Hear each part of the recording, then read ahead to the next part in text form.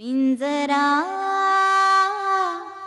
पिंजरा रे। तात्या शारदा म्हणजेच आनंदी, त्या आनंदीने त्याला या गावात बोलवलंय माझ्या संसारात विष घालवायला।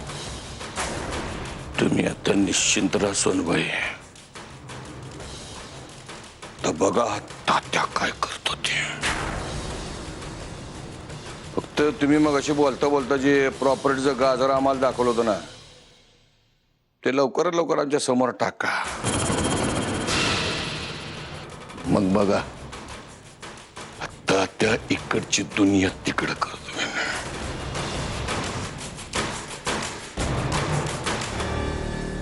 या सगळ्याची काही गरज नसते। ठीक आहे, मी येते अक्का। एक मिनिट, मी आता जे सांगणार आहे ते नीट ऐक। एका आईने आपल्या मुलीबद्दल असं बोलणं चांगलं नाही, पण माझ्याकडे दुसरा पर्याय नाहीये। नारायणीला घरात ठेवून घेणं म्हणजे कापसात विस्तव ठेवण्यासारखं आहे। नागाला कितीही प्रेमाने दूध पाजलं ना, तरी डसायच्या वेळेला नाग डसतोच। शहाणी असशील तर नारायणीला घराबाहेर काढ। या उपर तू आणि तुझं नशीब। आयला गाव एका जेल आहे, काय कळत नाही। प्रत्येकाचे नियम कानून आहेत काहीतरी या गावात। आपले तुकडे करून कुठं फेकून देतील कळणारही नाही। बघा, मरू दे ती नारायणी, मरू दे तिची प्रॉपर्टी। आपण पुण्यालाच जावं। काय? कधी?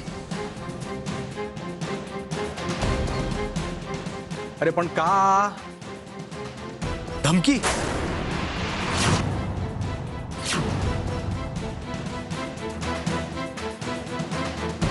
बरं ठीक आहे, तो गेला नाही ना अजून?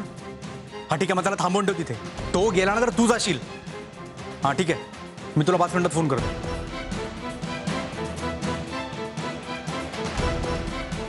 काय रे गजा, काय झालं? तो ओजस गाव सोडून निघून चाललाय।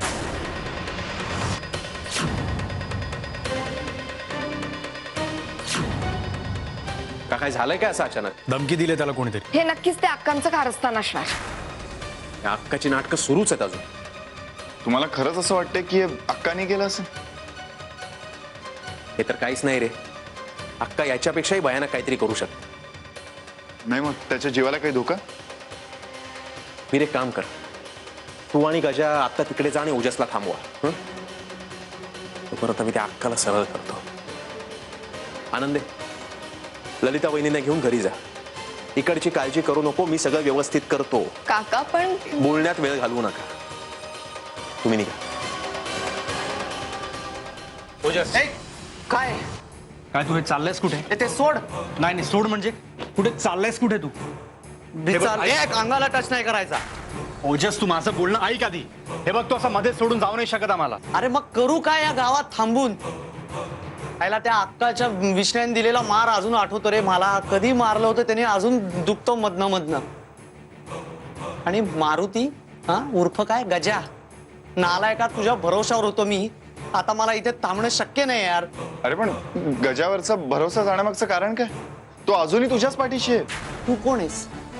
आणि मला प्लीज खरं नाव सांग बाबा। हे बघ ओजस, मी त्या दिवशी तुला माझं खरं नावच सांगितलं होतं आणि आज पुन्हा सांगतो। मी वीरेंद्र देशमुख। पहिला म्हणजे या दुहेरी लव्ह स्टोरीचा तू हिरो आहेस? तुझ्याशी तर बोलायचंच नाही मला, मी निघतो। हे बघ मित्र, तुला माहित नसेल पण तुझ्या न कळत मला तुझी खूप मदत झाली। मी माझ्या प्रेमापर्यंत पोहोचू शकलो असेल तर तुझ्या मदतीनेच। आणि यापुढे आपण एकमेकांना खूप उपयोगी पडू शकतोय, कारण मला नारायणी नकोय आणि तुला ती हवी आहे। कळलं? मला तुझ्या बोलण्यात जरा पॉझिटिव्हनेस दिसतोय, पण मी का तुझ्यावर विश्वास ठेवू? कारण आपण मित्र आहोत असं समज हवं तर। हे बघ ओजस, आपल्या दोघांनाही तेच हवंय, तुझं आणि नारायणीचं लग्न।